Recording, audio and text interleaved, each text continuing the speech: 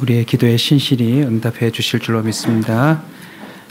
성경 말씀 출애굽기 15장 22절 말씀입니다.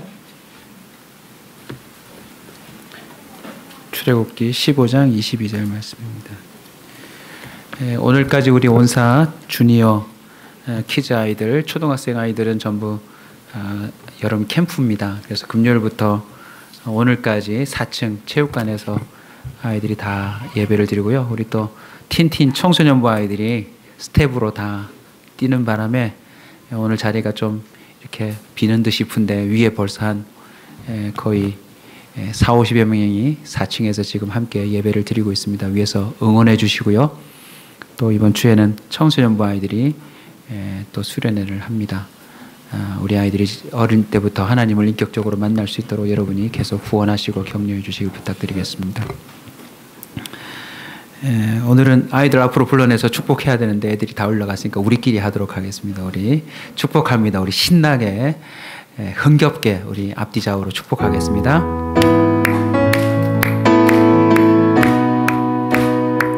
축복합니다. 축복합니다. 주님의 이름으로 축복합니다.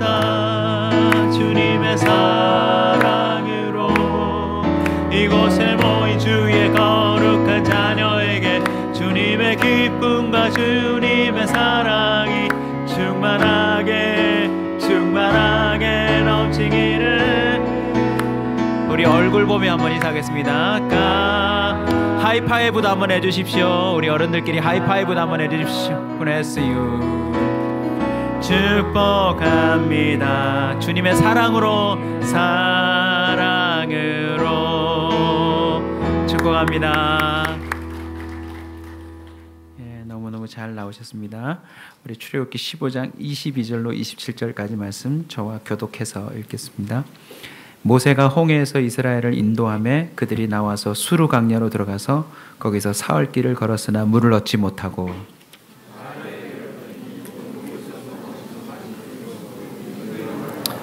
백성이 모세에게 원망하여 이르되 우리가 무엇을 마실까 하매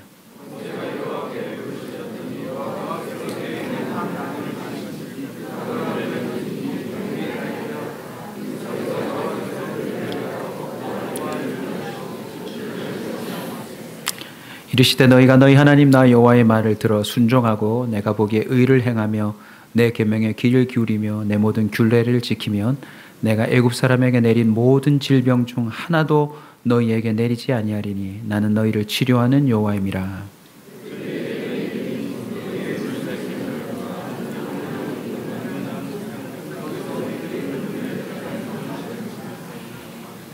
아멘.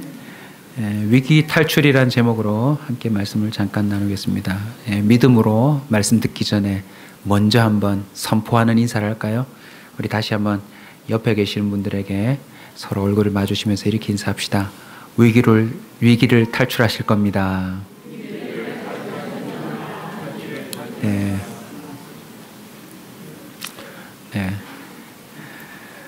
이런 인사를 이렇게 나누면요.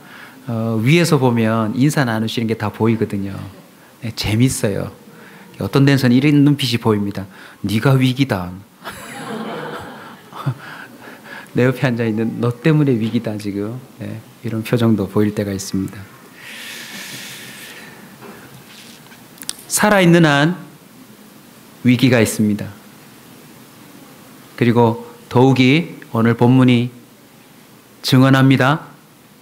주님의 뜻대로 살고자 하면 광야로 가야 하고 광야로 가면 애굽에서보다 훨씬 더 많은 위기를 자주 경험한다는 것입니다. 저와 여러분은 지금 이 세상에서 인간이 구축한 시스템과 또 국가와 또 그런 환경 가운데서 사람들이 보기에는 보이지 않는다라고 하는 하나님을 믿고 섬기며 하나님의 뜻대로 살아가고자 하는 결단을 하고 있습니다. 그래서 더더욱 위기가 있을 거예요. 오늘 읽으신 본문 바로 앞장은 바로 홍해를 건너는 장입니다. 홍해를 기적으로 건넌 사람들은 뭐라고 생각했을까요? 이야, 이제 거칠 게 없다. 이제 거칠 게 없다. 더군다나 10가지 재앙을 통하여 두렵기도 했지만 하나님에 대한 믿음이 싹트고 자라고 있었을 거예요. 꽤 자부심도 컸을 겁니다. 내가 믿는 하나님, 세상의 종교와 달리 이렇게 강하셔서 세상 사람들이 다 인정하고 놀랄 만큼 기적이 일어나지 않는가. 거기다가 지금 뭐까지 건넜죠? 홍해까지 건넜어요. 종종 상상을 해봐요. 오늘 설교 준비하면서도 상상해봤습니다. 제가 딱 모세 같은 자리에 있었다면 얼마나 좋았을까. 제가 딱 교회를 개척하고 우리 성도들을 데리고 예배하다 말고 오늘 다 일어나셔서 나가십시다 해서 광안리 앞바다에 가는 거예요. 그래서 지금 피서철인데 제가 성경책을 하나 위로 들면서 갈라져라 했는데 광안리서부터 달맞이까지 갈라졌어요. 그래서 우리 교인들이 그 피서철 해수욕하는 사람들 앞에 제트스키를 타고 뭐 보트를 타고 요트를 타는데 우리 성도들이 다 찬송하면서 건넌다. 그리고 우리를 흉내내려고 들어오는 사람이 딱 물에 들어올 때 제가 저쪽에서 덮어라 할 때 물이 탁 덮여서 나머지 사람들은 다 물에 가라앉았을 때 우리 교회 부흥하지 않을까요? 지금 점심한다고 막 난린데 아침부터 모든 성도가 예배에 온전히 드리다가 앞에 앉은 친구가 떡 5개와 물고기 2마리를 갖고 왔는데 제가 강대상에서 축사를 탁 했더니 여러분 모두에게 그게 전달되면 우리 교회 부흥하지 않을까요? 아멘이 없는 이유는 뭘까요? 기대치 않는다는 걸까요?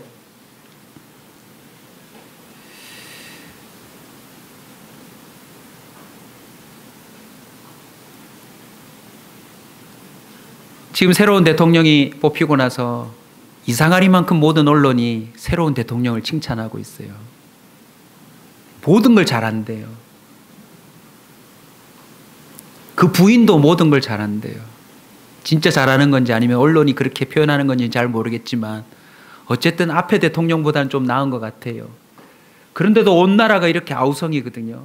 별걸 다 사진을 찍어서 그걸 잘했다라고 막 부추겨 세우더라고요. 그런데 모세를 보세요. 지금 뭘 갈라버렸어요? 홍해를 갈라버렸어요. 그리고 14장 15장을 보면 온 민족 나라가 대부흥 집회를 찬양으로 했습니다. 여호와는 우리의 힘이시다. 주님의 콧김으로 주님의 그 큰 위엄으로 이 모든 일들을 이루셨다. 마지막 1분을 남겨놓고 역전골만 넣어도 응원하는 팀에서는요 완전히 뒤집어져요. 그래서 아드레날린이 나온대요. 여러분도 경험해 본 적 있으세요 혹시?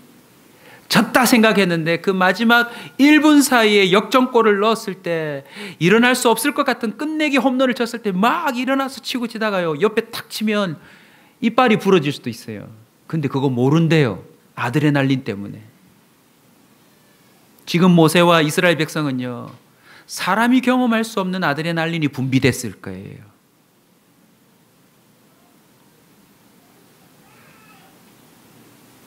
이제 홍해를 건넌 다음에 춤추고 예배한 다음에 이제 광야를 통과할 때 모세는 정말 두려울 게 없었을 것입니다. 그런데 오늘 본문이 뭘 말하는 줄 아세요? 안개처럼 조금 전에 있던 그 흥분의 찬송과 고백과 예배는 다 사라져 버렸어요. 무엇 때문에요? 위기 때문에요. 저와 여러분의 인생에도 위기가 찾아오면 불과 어제, 엊그제, 며칠 전만 해도 하나님 살아계신다, 하나님 역사하신다 고백하다가도요 이 위기 때문에 완전히 찬물을 끼얹은 삶을 시작할 수도 있다는 겁니다. 그 위기를 표현하는 3가지 단어가 나옵니다. 표현이 나와요. 첫 번째가 사흘길, 두 번째가 물을 얻지 못함, 세 번째가 마라입니다. 차례대로 한번 살펴볼까요? 여러분 홍해를 건너고 광야로 새로 들어와서 며칠 길을 갔답니까? 사흘길이래요. 저와 여러분의 믿음이 그리 길지 않음을 가르쳐주는 표현입니다. 며칠만 가면요, 3일만 가면 3일 전에 경험했던 홍해의 기적도 무용지물이 되는 상태로 빠질 수 있다는 겁니다. 그래서 깨달았어요. 수요 예배가 있는 이유를. 주일날 아무리 큰 은혜를 받아도 수요일쯤 되면 우리 모두 다 맛이 가기 시작한다는 거죠. 그토록 많은 사람이 작심삼일이라고 외쳐댄 것은 인간의 연약함을 모두가 깨달은 거예요. 간접 광고 들어갑니다. 오늘 우리 교회 국중석 형제, 저희 교회 개척 초기에 극동방송 직원으로 부산에 와 있다가 우리 교회 와서 신앙생활을 잘했던 우리 국중석 친구가 드디어 결혼합니다. 그래서 오늘 정말 아름다운 신부를 데리고 이렇게 부산까지 왔네요. 광주에서. 참고 발언드립니다. 신혼여행 가실 때 3일만 딱 가십시오. 4일부터 싸웁니다.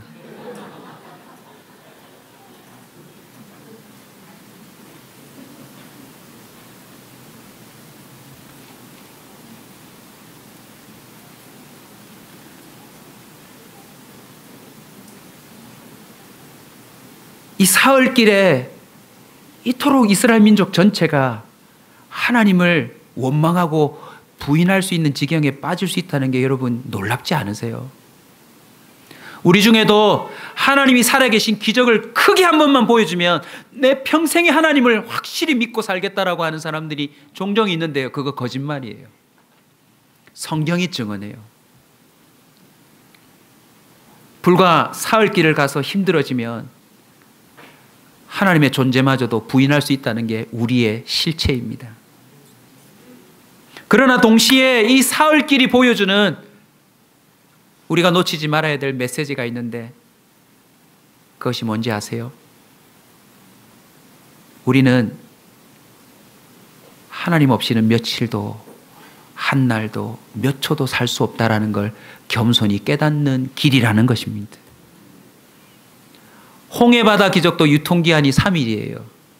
그런데 대충 은혜 받고 살아가는 저와 여러분이 과연 며칠을 신앙으로 견딜 수 있을까요?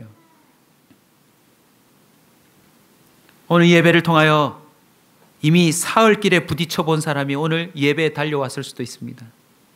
아니, 지금 괜찮다고 여겨져도 내일 어떻게 될지 몰라요. 이스라엘 민족은 하나님의 생생한 기적을 체험했지만 이 사흘길 만에 뭘 깨닫습니까? 단 며칠도 주님 없이는 살 수 없다는 걸 깨닫는 것입니다. 애굽에서는 그러지 않았어요. 하나님을 믿지 않아도 4년을 버틸 수 있었습니다. 아니 40년도 괜찮았어요. 아니 400년도 하나님 없이 살 수 있었어요. 애굽의 왕이 지켜준다고 생각하니까. 그러나 애굽에서는 뭘 경험합니까? 단 며칠도 하나님이 이전에 하셨던 역사를 지금 안 해주시면 소용없대요. 은혜는 언제나 현재적이어야 합니다. 아멘. 아무리 은혜가 완벽하게 우리에게 주어졌다 할지라도 본인이 현재적으로 그 은혜를 깨닫지 못하면요, 지옥 같은 삶을 살게 돼 있어요. 혹시 사흘길을 달려오신 분이 있다면 오늘 이 자리에서 주님의 은혜를 공급받으시길 축원합니다. 두 번째 단어는 표현은 물을 얻지 못함이에요. 저와 여러분의 몸은 수분으로 이루어져 있습니다. 얼굴이 거친 사람을 이렇게 표현하더라고요. 성냥만 당겨도 불이 나겠네. 우리 옆 사람 피부 한번 보실래요? 촉촉합니까? 평소에 물을 많이 드시는 분일지 몰라요.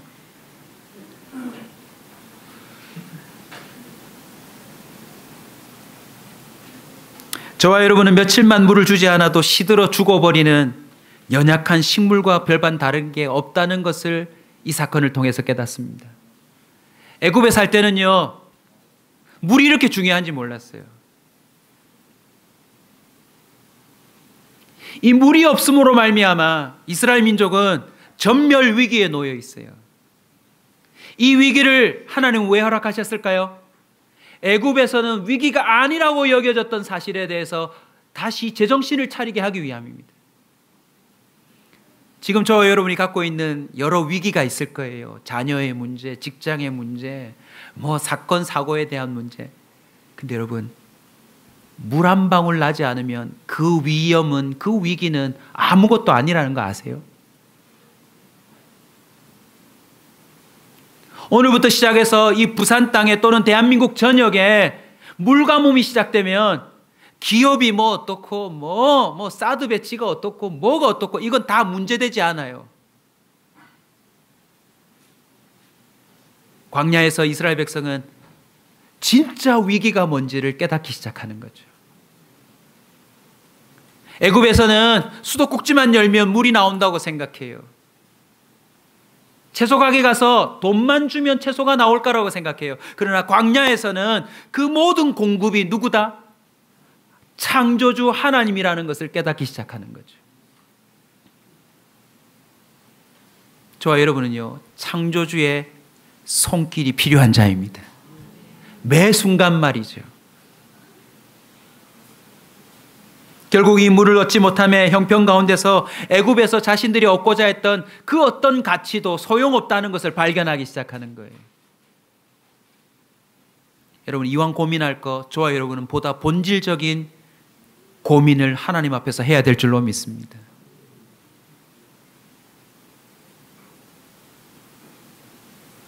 세 번째 표현은 마라예요. 사흘길을 가서 물을 얻지 못하는 상황을 통해서 이들은 철저히 우리가 그냥 사는 게 아니었구나. 내가 편의점에서 돈을 주면 언제나 물을 먹을 수 있었던 것이 아니라 이 물의 근원은 하나님이셨구나. 창조주셨구나. 나름 우리가 저장해 놓고 며칠을 살 거라고 했지만, 한 달 월급을 받으면 한 달 살 거라고 했지만 단 사흘길도 하나님 없이는 우리는 걸어갈 수 없는 존재이구나. 철저히 깨닫는 거죠. 드디어 기도응답이 왔어요. 마라가 무엇입니까? 샘이름이에요. 샘이름. 사흘길을 가서 물을 얻지 못하다가 갈급한 가운데 부르짖었더니 뭘 만났어요? 샘을 만났어요. 우리로 치면 운물이죠. 사막으로 치면 오아시스 아닙니까? 떠서 마셨어요. 근데 무슨 물이에요? 쓴물인 거예요. 그래서 마라라는 뜻 자체가 쓰다, 괴롭다, 고뇌다, 고통이다 라는 뜻입니다.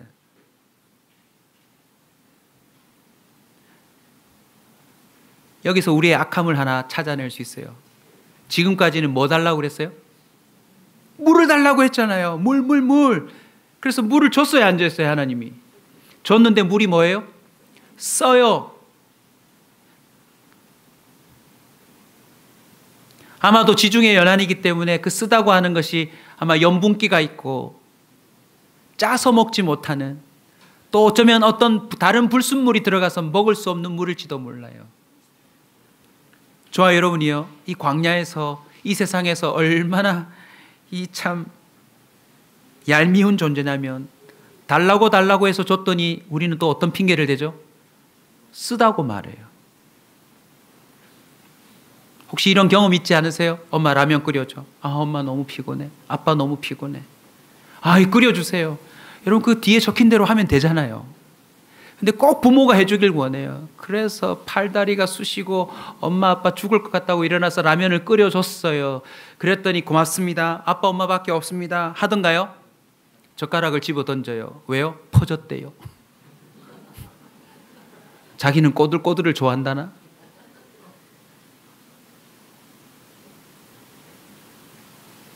그리고는 심지어 다시 끓여주기도 해요. 그럼 이거 내가 먹을게. 다시 꼬들꼬들하게 끓여줄게. 그러면 이 사랑을 내가 어찌 잊으리요 이러던가요? 그 다음에는 다시 젓가락을 집어던져요. 계란을 왜 풀었냐고. 자기는 계란 안 푼대요. 알 사람만 알지어다. 이스라엘 민족은 물 있어서 못 먹는데요, 그때부터 뭐 하기 시작합니까? 원망하기 시작해요. 여러분, 주님의 인도함을 따라왔어요. 그리고 조금 전까지만 해도 10가지 재앙에 홍해를 건너는 있을 수 없는 기적을 체험했지만, 가장 사소한 물이라고 하는 이 사건을 두고 이스라엘 민족은요, 앞에 있는 모든 걸 다 잊어버려요. 지금도 아프리카에서는 아이들이요, 거머리가 보이는 물인데도 그냥 그걸 마신대요. 왜요? 그거 아니면 죽으니까. 그래서 선교사님들 말씀을 들어보니까 그 바이러스와 거머리들이 진짜 몸 안에 살다가 심장을 뚫고 나오고 뇌를 뚫고 나와요. 이렇게 육안으로 보인대요. 쓰고 달고 따질 게 아니라 그 물 한 모금이 없으면 죽어버리니까 그 지저분한 짐승과 어린아이들이 머리를 함께 쳐박고 물을 먹더라는 거예요. 이스라엘 민족은요, 쓴물 말고 다른 물 달라고 원망하고 있는 것입니다. 이 마라, 하나님의 인도함을 따라 살아가는 모든 자들이 수시로 만나는 곳이에요.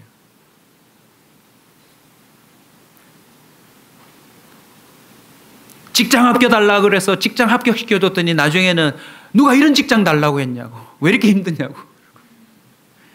결혼시켜달라 해서 결혼시켜줬더니 누가 이런 남자랑 결혼하게 해달라고. 우리가 얼마나 주님 앞에 엉뚱한 것들로 우리 입에 쓰다고 뱉으려고 하는지 몰라요.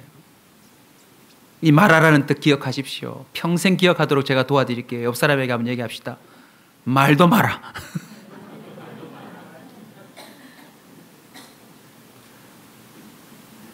전화가 있었으면 애굽에서 전화 왔을까요? 광야 생활 괜찮느냐? 너희들 홍해 가려고 나갈 때 참 나도 따라갈까 생각하다가 야 아쉽더라, 후회되더라, 너희들 따라갔어야 되는데 이 애굽 말도 마라, 힘들다. 그랬더니 저쪽에서 뭐라 그래?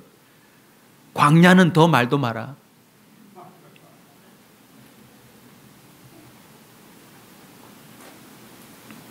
단순한 물이 없는 위기가 아닙니다. 이스라엘 민족 전체가 하나님의 생생한 은혜를 체험했음에도 불구하고 불과 3일 전만 해도 영웅이었던 모세는 미움의 대상이에요. 너 때문에. 네가 아니었으면 우리 이렇게 광야에서 죽지 않는다라고 하는 역적 중에 역적이 되었고요. 여러분 한번 생각해 보십시오. 지금 단순히 설교를 할 게 아니라 그 수백만 명이나 되는 사람들이 혹시 물통, 깡통이 있었다면 이걸 두드리면서 물! 불과 3일 전만 해도 15장 읽어보십시오. 여호와의 콧김이, 여호와의 위대하심이, 여호와의 역사하심이 이렇게 놀랍도다라고 말했던 그들이 단 3일 만에 모세를 향하여 강력한 원망과 불평을 쏟아놓을 때 모세는 어떤 마음이었을까요? 결국 사흘길과 물을 얻지 못함과 마라의 결론이 이렇게 납니다. 위기에 직면한 사람들의 결론인데 원망이 나와요. 여러분 원망의 정의를 내려볼까요? 원망은 미움이에요. 자신의 뜻대로 되지 아니하는 것에 대하여 다른 사람에게 탓을 돌리면서 거기서 미움으로 반응하는 것을 말합니다. 밉다 너. 왜 우리를 이렇게 만들었느냐. 원망은 앞에 있었던 은혜들을 다 잃어버리는 행위입니다. 앞에 아무리 좋은 게 있어도 원망이 튀어져 나왔다는 것은 그거 다 필요 없다는 겁니다. 결국 원망은 하나님을 부인하는 것입니다. 불신앙입니다. 결국 원망에서 다툼이 일어나고 원망에서 스스로 자멸하는 그 길로 들어서고 맙니다. 그래서 여러분, 저와 여러분의 입술에서 원망이 나올 때는 정말 심각한 위기입니다. 물이 없는 것보다 더 위험한 것은 물이 없음으로 인해서 내 입에서 원망이 튀어나온다? 지금 하나님의 반대편에 서겠다는 뜻입니다.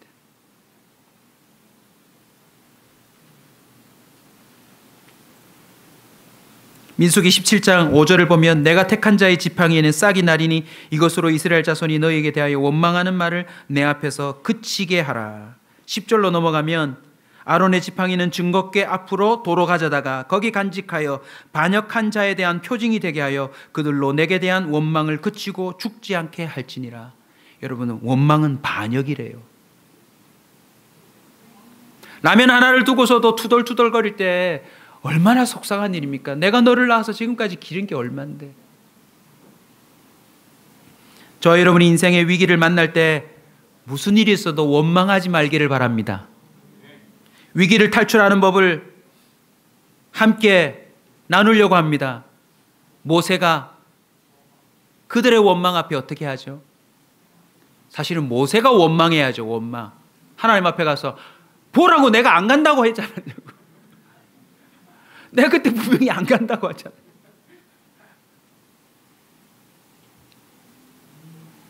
광야에서 잘 살고 있는 나를 왜 애굽에 돌려보냈냐? 주님이 왜 내 인생에 개입하셨냐? 그런데 모세는 어떻게 합니까? 오늘 본문을 보십시오. 모세가 여호와께 뭐하더니? 부르짖었더니. 여러분, 이 네 글자를 기억하십시오. 위기 탈출의 1번 방법입니다. 부르짖음입니다. 뭐라고요? 부르짖음. 사흘길 물을 얻지 못함 마라. 이 네 단어는 부르짖음과 연결되어야 합니다. 단 며칠도 나는 하나님 없이는 살 수 없기에 뭐합니까? 부르짖습니다. 세상 모든 걸 다 갖추어도 물이 없으면 살 수 없다는 것을 알아버렸기 때문에 창조주의 공급을 향하여 우리는 뭐 해야 합니까? 부르짖어야 합니다. 내 입맛에 맞지 않는 것이 온다 할지라도 우리는 그것을 바꿀 수 있는 능력이 없다는 걸 인정하고 부르짖어야 합니다. 여러분, 스마트폰이 나오고 세상에 그 어떤 기술이 나와도 인간의 이 죄악된 삶을 바꿀 수 없다는 거 아세요? 여러분, 솔직히 한번 말해보세요. 세상이 지금 달아지고 있습니까? 더 써지고 있습니까? 하나만 예를 들까요? 제가 부모가 돼 보니까 그래도 세상의 낙은 뭐니 해도 자식인 것 같아요. 자식이 머니를 주니까? 비록 힘들고 고통스럽고 그렇지만 자식이 삶의 가장 큰 동기가 되는 것 같아요. 하나님이 주신 내리사랑이죠. 근데 여러분, 제가 태어난 70년대만 해도 1년에 100만 명씩 태어났대요. 근데 2002년부터는요, 반토막이 났어요. 40만 명대로 줄어들었어요. 2017년 드디어 진입했습니다. 30만 명대로 아이 출산이 줄어들었어요. 무슨 뜻을 말하는지 아세요? 30만 명 중에도 남자가 많을까요? 여자가 많을까요? 남자가 월등히 안 많아요. 이 아이들이 커서 군대 갈 20년 뒤를 한번 보십시다. 그러면 2040년쯤 되는데 2040년쯤에 대한민국에 군인이 없을 거예요. 그런데도 동성애를 옹호한대요. 인권이래요.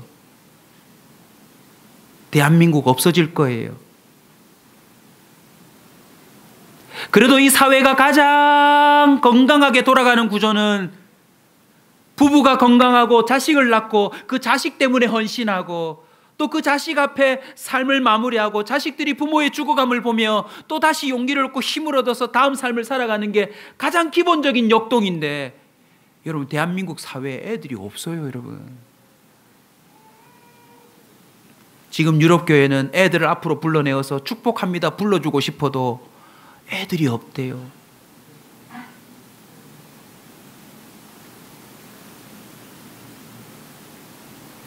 저와 여러분은 오늘부터 부르짖어야 합니다. 아멘. 광야는 부르짖는 것 외에는 방법이 없어요. 물을 사 먹을 편의점도 없고요. 내 생필품을 공급받을 그런 마트도 없어요.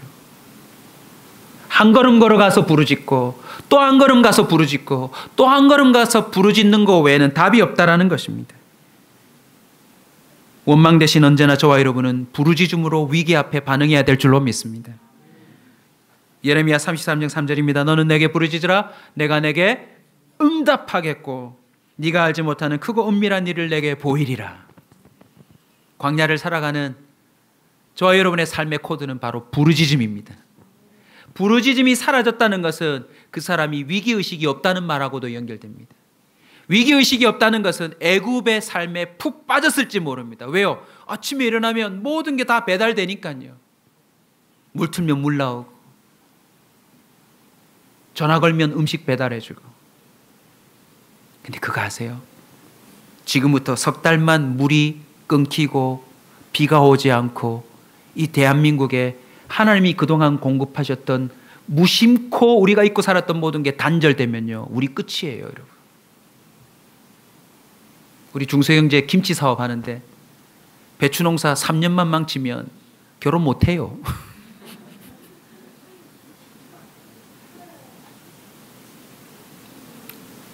저와 여러분은 부르짖음을 그치지 않는 신실한 광야의 사람이 되시길 축원합니다. 모세는 부르짖습니다. 언제까지 부르짖었죠? 오늘 본문을 보십시오. 여호와께서 그에게 한 나무를 뭐 하시더라? 가리키시더라. 자, 저를 한번 보십시오. 부르짖음의 이 코드가 위기에서 건져주심을 만들어냅니다. 건져주심. 모세 이름 뜻이 뭐죠? 물에서 건져주심이에요. 그러니까 보십시오. 이 신기한 겁니다. 하나님은 정말 천재예요, 천재. 아니, 만재예요. 천재 위에. 이스라엘 모든 백성이 모세 나와! 이 말은 한국말로 번역하면 뭐죠? 건져주심 나와. 그들이 모세, 모세, 모세 이렇게 외칠 때마다 뭐예요? 건져주심, 건져주심, 건져주심은 하나님의 그 건져주심을 외칠 수밖에 없도록 만들어주셨어요. 모세도 지금 자신의 그 있을 수 없는 삶의 커리어로 이스라엘 민족을 여기까지 건져 나왔지만 본인도 역시 뭡니까? 여전히 광야예요. 그러니까 뭐 할 수밖에 없어요?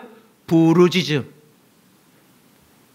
결국 주님이 뭐 해주셔야 합니까? 건져주셔야 되는데 이 부르짖음에서 건져주심으로 넘어가는 이 가운데 중요한 걸 저는 온사 식구들하고 도전하려고 그래요. 주님이 뭐 하셨대요? 가리키셨대요. 국어 시간 잠깐 합시다. 티칭하는 걸 뭐라고 그래요? 가르쳐 주다예요. 방향이나 그 어떠한 것을 정확하게 지목하고 또 가르쳐 주는 걸 뭐라고 그래요? 가리키다예요. 위기 앞에 부르짖었더니 하나님이 그 광야 가운데서 건져주심을 위하여 뭐 하셨더라? 가리키셨더라. 저와 여러분이 진짜 살아있는 하나님을 믿는 자라면 저와 여러분은 부르짖음 가운데 하나님의 가리켜 주심을 경험해야 합니다. 그래야 위기를 탈출할 수 있습니다. 쉽지 않아요. 왜냐면요, 이 부르짖음을 하려고 할 때 옆에서 여기 물 있다, 저기 가면 물이 있다더라, 산 너머에 뭐가 있다더라 이렇게 외쳐대는 세상에 해법이 너무 많아요. 안 부르짖어요. 그리고는 결국 하나님이 아닌 세상의 사람들의 말을 듣고 떠나버린다는 거죠. 모세가 부르짖을 때에 하나님은 가리키셨어요. 그러니까 부르짖음의 목표점은 어디까지입니까? 가리켜 주실 때까지예요. 남편을 위해 기도하실 때 가리켜 주실 때까지 아내들이여 기도하시기 바랍니다. 아내들을 위해 기도할 때 남편들이여 가리켜 주실 때까지 기도하시기 바랍니다. 저와 여러분의 교회가 하나님 앞에 서 있어야 될 이유가 뭔지 아세요? 하나님 살아계셔서 부르짖는 자에게 가리켜 주시더라. 이걸 전하기 위해서 우리가 모이는 것입니다. 지금도요, 제 아는 분 중에, 가까운 분 중에 지금도 아침마다 1000번 절하는 불교 신자가 있어요. 1000번 절한대요. 그래서 제가 그분 들으면서 참 하나님께 감사했어요. 그냥 새벽 기도 가면 앉아있으면 되는데 참 감사하다, 주님을 만난 게. 여러분 아침마다 1000번 절 한번 해보실래요? 그분 조만간 관절 수술하셔야 될 거예요. 얼마나 정성을 기울일까요? 이렇게 절하면 자신의 묵은 때가 사라진다고 믿는데요. 그리고 이 정성을 반드시 부처님이 보신대요.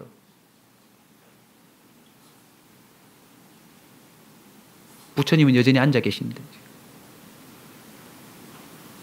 살이 밖에 안 남아있는데.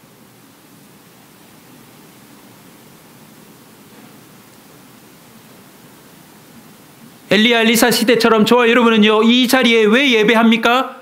하나님의 살아계심이 분명하다는 사실을 증명하기 위해서 모인 것 아니겠습니까? 대충 교회 예배 와서 목사님 설교가 내 코드에 맞다, 좀 내 마음을 울리네, 그 정도로 끝나서는 아니 될 것입니다. 설교는 어설퍼도 하나님은 동일하시니 여러분 각자가 하나님 앞에 부르짖어서 가리켜 주심을 받고 그걸로 위기를 탈출함으로 말미암아 애굽에서 이런 수단 저런 수단으로 착각하고 살아가는 자들에게 광야가 더 안전하다는 사실을 얘기해 줘야 합니다. 하나님 안에 살아가는 것이 훨씬 더 평안하다 말해줘야 합니다. 그렇게 힘들게 살지 않아도 거뜬히 살 수 있더라.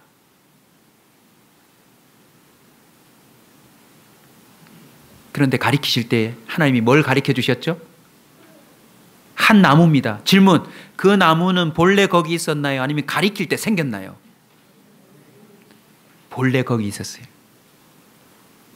여러분, 홍해 바다를 건널 때도 난감해하는 모세에게 주님이 뭐라고 말씀하신 줄 아세요? 너는 명령해서 백성으로 그 바닷가 가까이 나아가라 명령하고 너는 네 손에 지팡이를 들고 손을 내밀어 바다 위로 향하라 라고 말했습니다.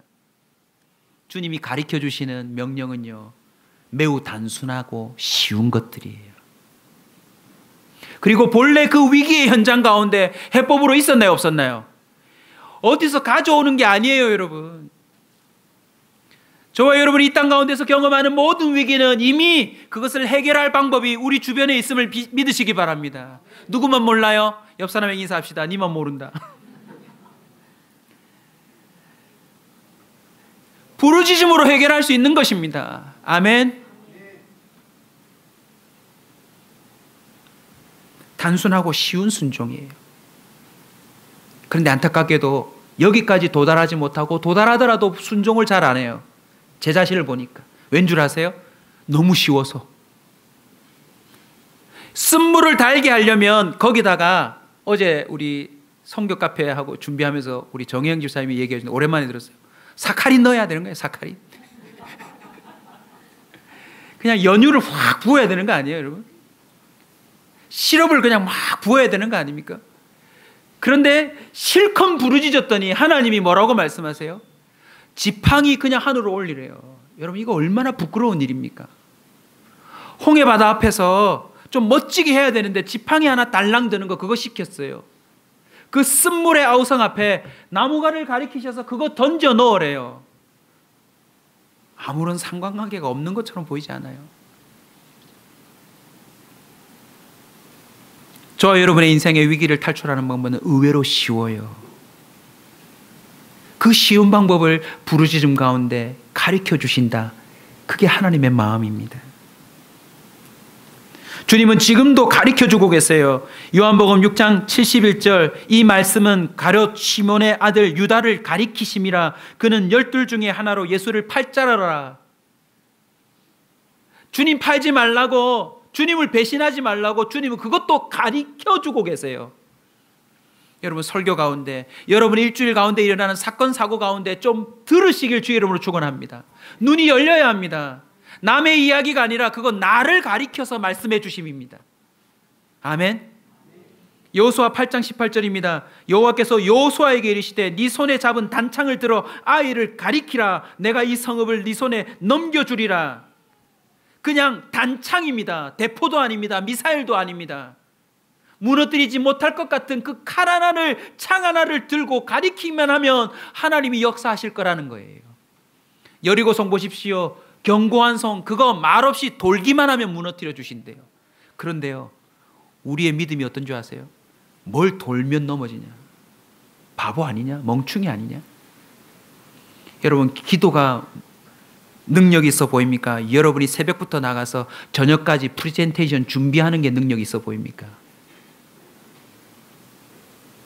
우리는 후자라고 자꾸 생각해요. 그래서 기도의 시간을 줄이고 자꾸 프레젠테이션을 준비해요. 근데 그거 아세요? 그날 정전.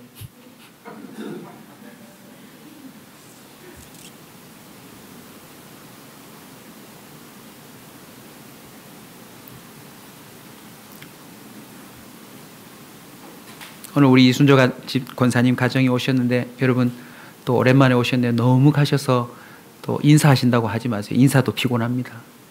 그냥 눈빛으로만 인사하시면 됩니다. 저도 우리 장례를 마치고 난 이후에 계속 마음에 장로님이 마음에 계속 생각이 나서 참 많은 교훈을 얻었어요. 야, 주님 만나는 게 실제구나. 그리고 언제 그날이 올 줄 모르는구나. 하나님 정말 살아계셔서 마지막을 도와주시는구나. 그리고 좀 회복하려고 했어요. 그러고 있는데 제 친조카가 연락이 왔는데 백혈병이래요. 아버지 없이 자라서 참 애가 쓰이는 녀석이었는데 공부를 되게 잘했어요. 영재라고 소리를 들었어요. 인문계를 가서 좋은 대학을 가랬더니 집안을 일으키겠다고 부산에 있는 기계공고로 왔어요. 거기서도 공부를 잘했어요. 고등학교를 졸업할 때 스카웃 되어서 산업체 공기관 같은 곳에 갔는데 알고 봤더니 7급 공무원 정도의 수준이에요. 고등학교 졸업하는 아이가 그렇게 잘된 경우가 없잖아요. 그래서 생각했어요. 와, 이제 우리 누나 가정이 좀 펴겠구나. 저 녀석이 저 집안을 일으키겠구나. 감사하다, 감사하다. 아니나 다를까 이 녀석이요, 어느 날 전화 와서 애인 줄 알았는데 삼촌, 개척교회 정수기 필요하지 않아요? 개척교회 공기청정기 필요하지 않아요? 이러더니 우리 친구가 하는 일이 뭐냐면 모든 가전제품이 새로 나올 때 그것을 먼저 실험해가지고 합격 처리를 내려주는 기관에서 연구원으로 있어요. 그런 제품들이 나오면 폐기하는데 또 그것들은 어떤 것들은 또 재활용도 한대요. 그러면서 개척교회에 기여를 하겠다고 막 이렇게 폼 잡는 모습에 제가 되게 멋졌어요. 이 녀석이 늘 내가 도와줬는데 지가 나를 돕겠다고. 근데 갑자기 며칠 전에 가슴에 통증이 오고 호흡이 곤란이 와서 응급실에 실려갔대요. CT를 찍어도 이유가 안 나오고 이래도 이유가 안 나오고 그러다가 갑자기 전화 한 통에 억장이 무너졌어요. 백혈병이래요. 제가 이야기를 왜 하는지 아시겠죠? 잠깐 애굽에서의 획득하는 포지션에 제가 안심했어요. 20살짜리가 7급 공무원 정도의 월급을 받고 대우를 받으며 이제 포지션을 잡았으니 그 가정은 됐다라고 제가 착각했어요. 순간 단 하루가 주님 앞에 은혜요 생명이라는 사실을 알고 다시 떨기 시작했어요. 하나님, 우리 조카 좀 살려주세요. 자료를 막 찾아보니 항암제가 잘 나와서 좋다고는 하지만 미국에도 미국 자료를 보니까 2014년도에 한 해 발병한 백혈병이 5만 명이 넘는데 3년 뒤에 50% 가까이 다 죽었더라고요. 불과 3년 안에. 그리고 백혈병이 약이 좋다지만 치료를 하지 않으면 90%가 1년 안에 죽는데요. 제가 이 이야기를 왜 하는지 아시겠죠? 저와 여러분은 하루길도 갈 수가 없어요. 은혜가 아니면. 뭘 세상에서 얻었다고 자꾸 착각하시는데 하나님이 오늘 물 한 모금 먹지 못하게 하면 우리 끝이에요. 자신하지 마세요. 자만하지 마세요. 우리는 오직 은혜로 살아가는 자입니다. 내가 뭘 구비하고 있으니, 내가 재정적인 능력이 있으니, 내가 포지션을 획득했으니 위기가 없다고 착각하지 마세요. 아침에 눈 떠서 하루를 살아갈 때 하나님의 은혜가 아니면 우리는 단 한순간도 살 수가 없어요. 주님은 바로 이 사실을 깨닫게 해주시려고 이들을 불러내신 것입니다. 그 나무를 넣자, 주님이 가르쳐 주시는 나무를 넣자 물이 달아졌어요. 할렐루야. 그리고 그 물을 먹고 그 원망이 쑥 사라져 버렸어요. 참 희한하다, 그죠? 물 한 모금에. 근데 더 놀라운 것은 이제 반나절만 걸어가면 27절을 보시면 그들 앞에 엘림이 준비되어 있었던 거예요. 엘림. 샘이 12개예요. 한 지파씩 하나만 차지해도 먹을 수 있는 샘이 불과 반나절만 가면 있었어요. 종려나무가 70그루가 있었어요. 그 종려나무에서 나오는 열매만 하나씩 따먹어도 이스라엘 민족들 열량 보충하는 것 아닙니까? 결국 이 사건을 통해서 하나님이 뭘 말씀하실까 계속 머릿속으로 되뇌는 순간에 여기서 답을 찾았어요. 주님이 이걸 다 해놓으신 다음에 이렇게 말씀하시더라고요. 내가 정한 규례와 법도를 잘 기억해. 그리고 그거 지키면 애굽에서 경험한 질병은 하나도 너희들에게 임하지 않을 거야. 그리고 나는 너희를 치료하는 여호와야. 무슨 뜻인 줄 아세요?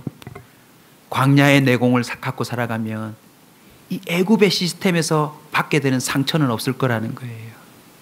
승진하지 못해도, 돈을 그다지 많이 못 벌어도 괜히 그걸로 병이 안 들어요, 여러분. 그리고 치료한다고 하는 여호와를 알려주신 것의 결정적인 답이 뭔지 아십니까? 쓴 물이 아니라 쓴 인간을 고치시겠다는 주의 메시지인 것입니다. 내가 인간을 본래 어떻게 만들었는데 이 인간이 이렇게 써졌는가? 입술만 열면 쓴소리가 나오고 그 심보가 써서 못 먹는 거예요. 그래서 다시 이 광야로 불러내어 그들 한 사람 한 사람을 정말 단 인간으로 달달한 인생으로 바꾸시려고 하나님이 역사하신 증거인 줄로 믿습니다.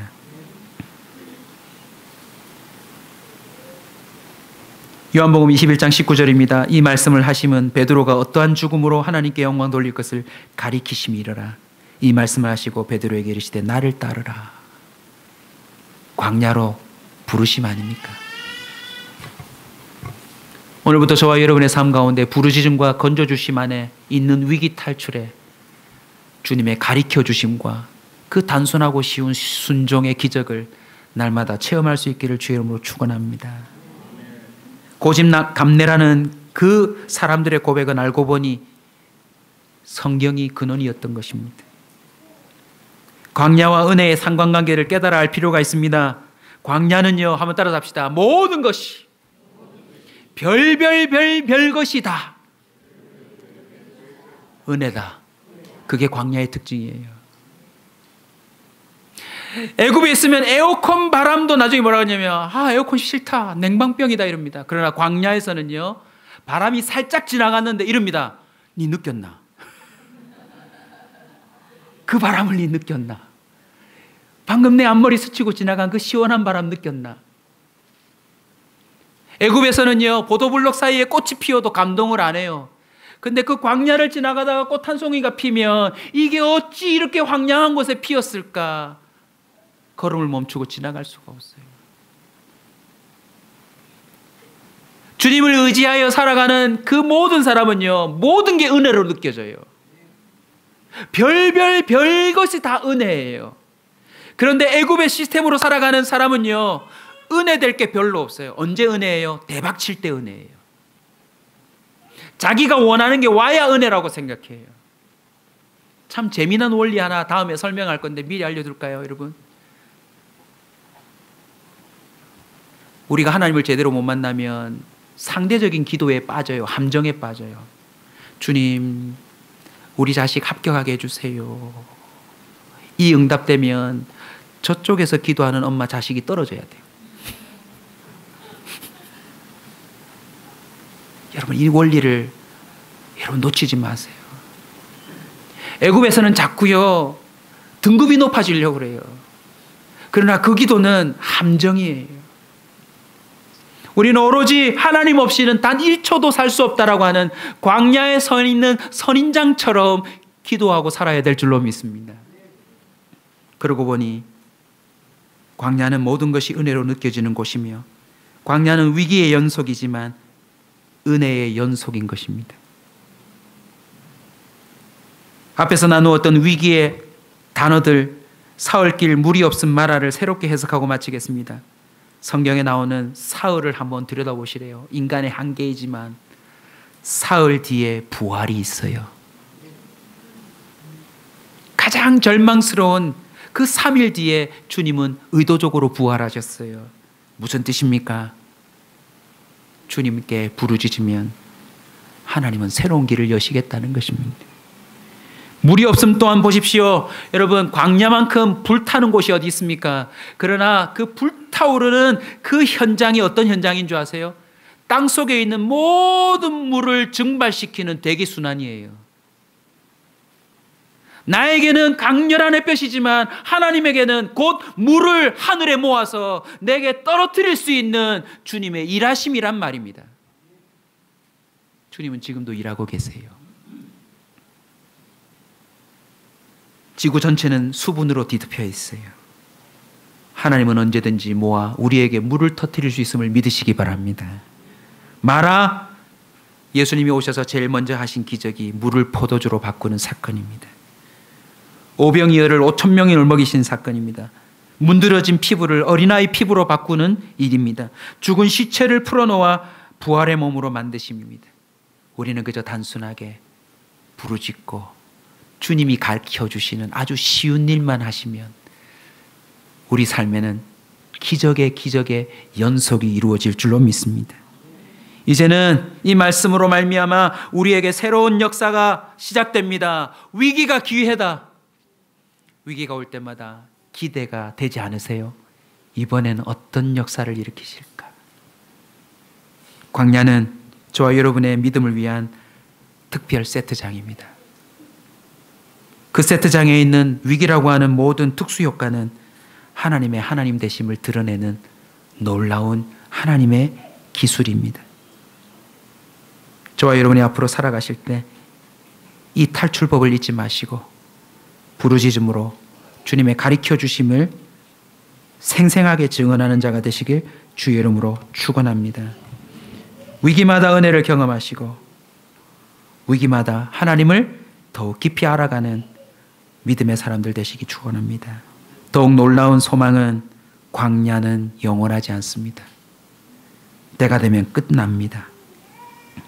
그럼에도 불구하고 광야만큼 하나님을 세밀하게 만날 수 있는 곳은 없다는 사실을 기억하시고 비록 애국 같은 세상에 살지만 물 한 방울 놓고도 부르짖는 저와 여러분 되시길 주의 이름으로 축원합니다. 우리 한번 이 찬송하고 기도할까요?